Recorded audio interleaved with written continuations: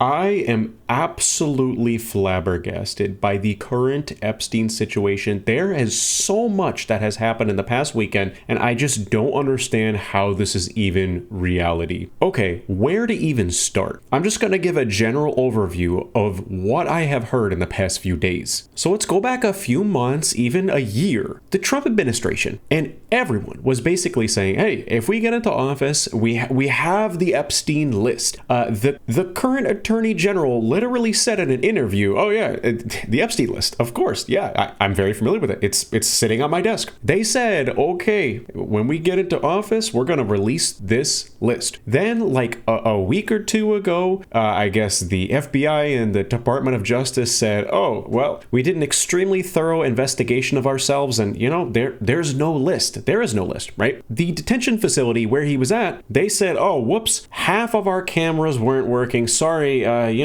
we don't have any footage of it. We have no idea if someone entered or exited his cell. Sorry, whoops. Since then, it has only been conspiracy theories, and this looks super, super fishy. I have more information that I want to talk about with the detention facility and the cameras. But now, fast forward 5 years later, out of nowhere, with this same detail from the FBI and the Department of Justice, where they say, hey, there's no list. They also release 2 videos that are described as raw footage from the security cameras. Hey, look, you can see from this camera angle, we did find some footage, and you could see that no one is entering or exiting, right? But get this, not only is there a minute of footage missing from those clips, but check this out, 11 hours of footage that was claimed to be raw, but this article from Wired goes into detail with a ton of people taking a look at the footage, and they confirm, no, it's not raw. It was actually hanging out in like Adobe Premiere Pro, and it was likely modified. Okay, this is so sloppy on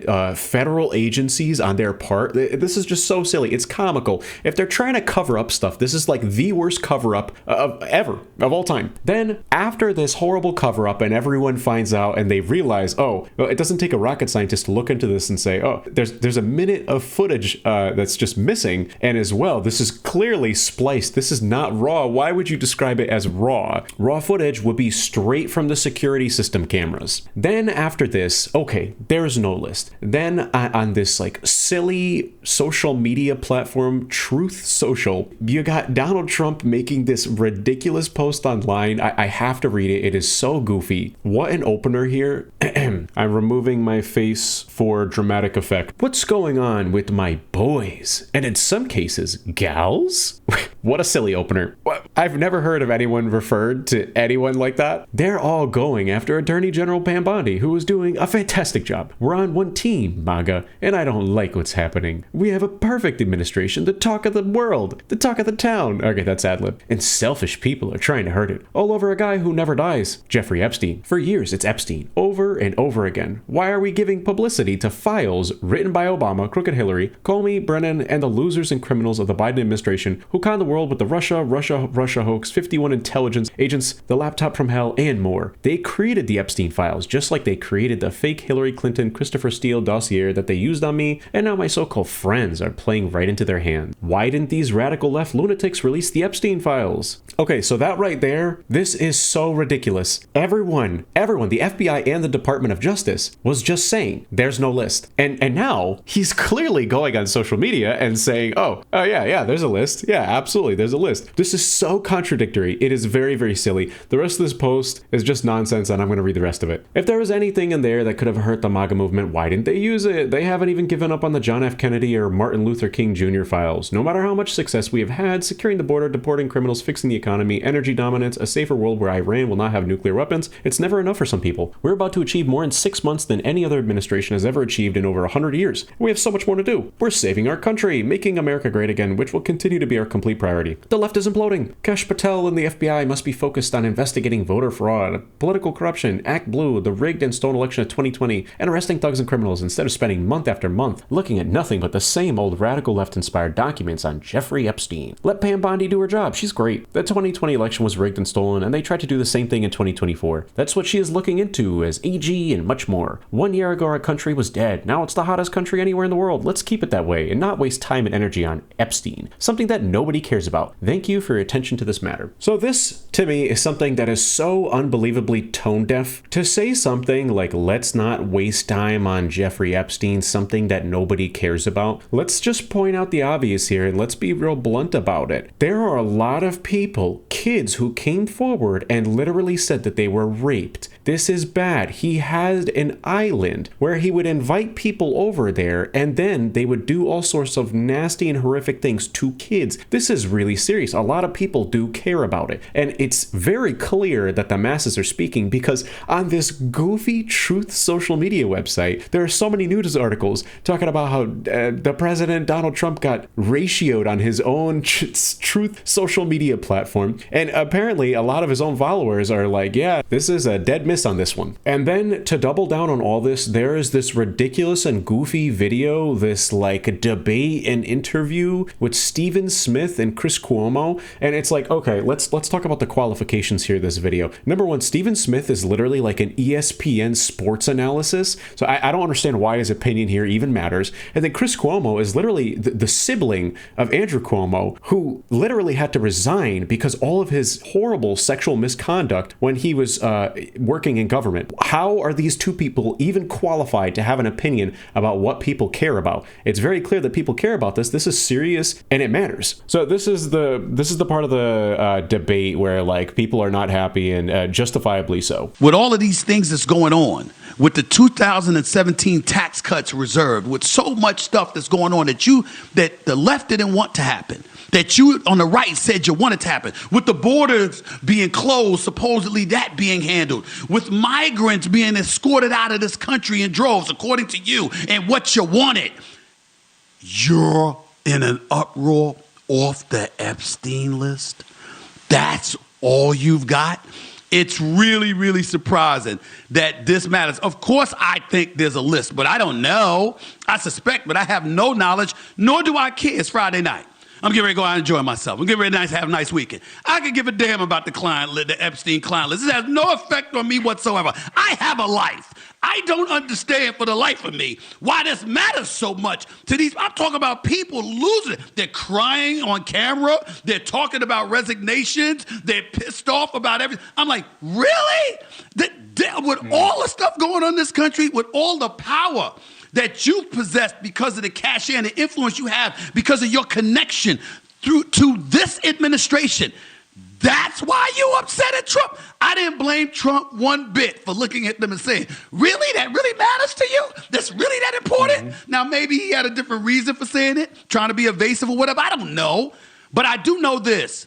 In the grand scheme of things, it ain't going to affect the lives of over 200 to 300 million Americans. No. I think we'll be just fine without knowing whether or not there was really a client list. I think we'll be okay.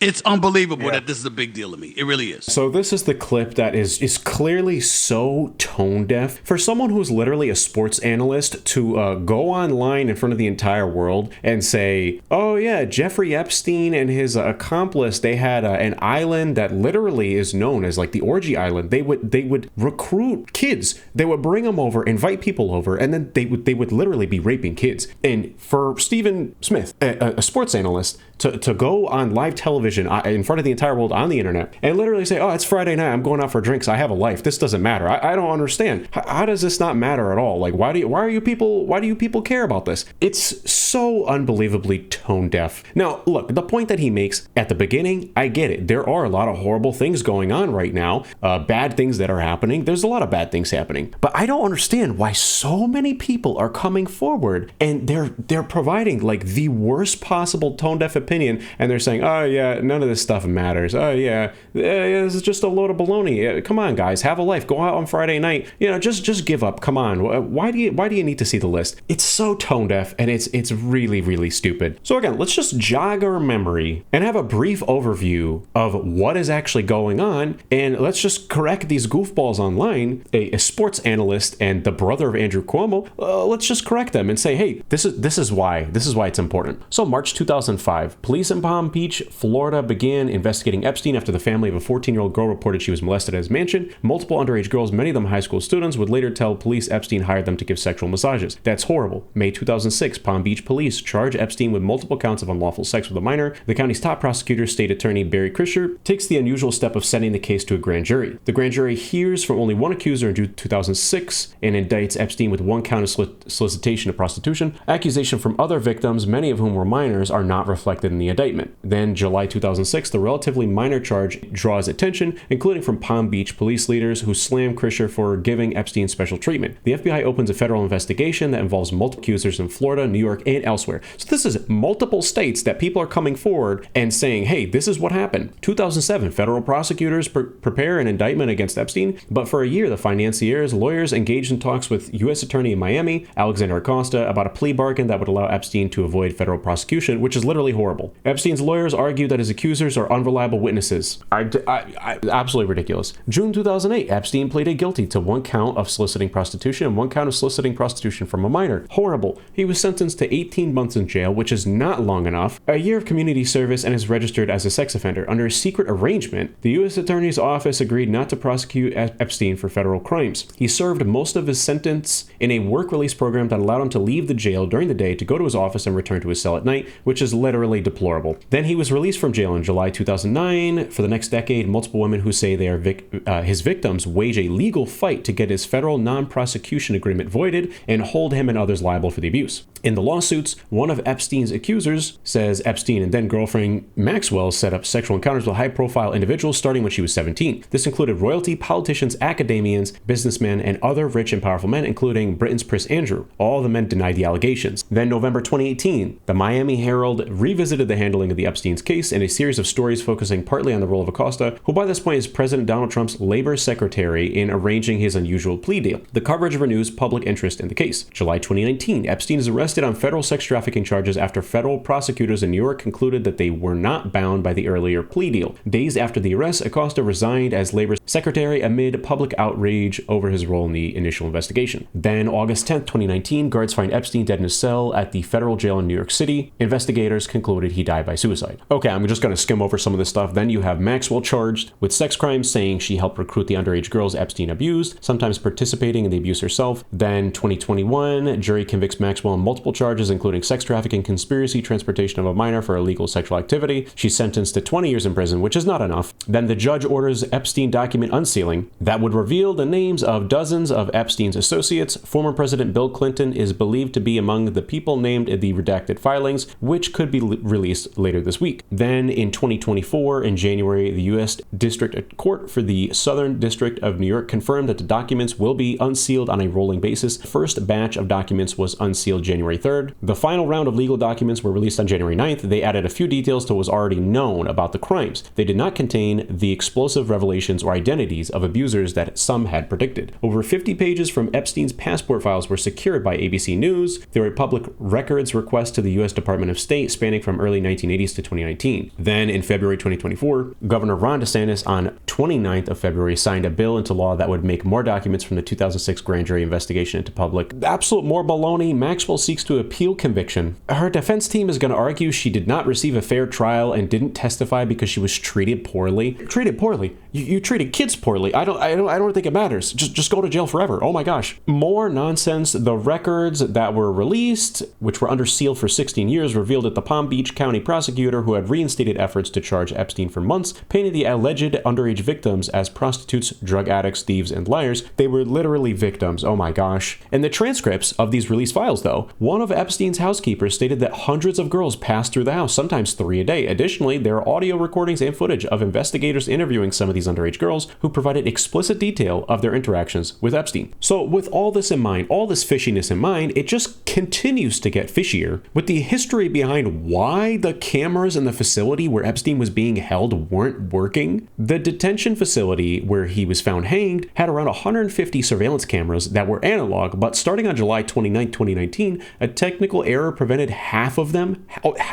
from recording, including most inside the facility. So yeah, okay, there's a technical error where it just so happens that half of the cameras aren't working, and the majority of the cameras that aren't working are mostly the ones that are inside, which is just like a strange coincidence. And apparently the system was scheduled for repairs on August 9th, the night before he was found dead, but the technician assigned to fix it couldn't access the necessary equipment because the corrections officer required to escort him was nearing the end of their shift. As a result, only 2 cameras were operational. All right, at this point, I'm just yapping and ranting about this. I am just like extremely flabbergasted. I'm so surprised how people are like irritated. Like, oh yeah, people are still talking about this. Like, come on, like, don't you have a life? And as well, with that irritation, there is like so much tone deafness. Like, it actually seems like they're upset that people are still talking about this. And of course, people are still talking about it. There's a lot of bad things that are going on right now where victims deserve justice. Of course, people are going to continue to talk about it. There is more I could talk about, but point being is that there is just fishiness everywhere. I guess the only thing I can say in closing is that if a bunch of people came in and said, hey, we promise to release the Epstein client list, just hold true to your promise. Why are you irritated? That's like me saying, hey, I promised to make a video this Friday, and then when I don't make the video on Friday and everybody's super pissed off that I didn't release it, and then I'm irritated because people are pissed off, I'm literally making a promise. It's